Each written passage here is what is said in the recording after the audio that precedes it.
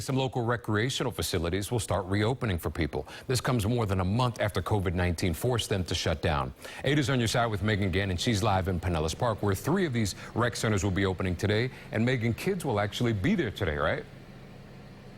Yeah, that's exactly right, David. So we're here at the Forbes Rec Center in Pinellas Park. This is actually just one of the 3 rec centers that will be opening. And we're told this morning as early as 7:30 is when kids will start to arrive.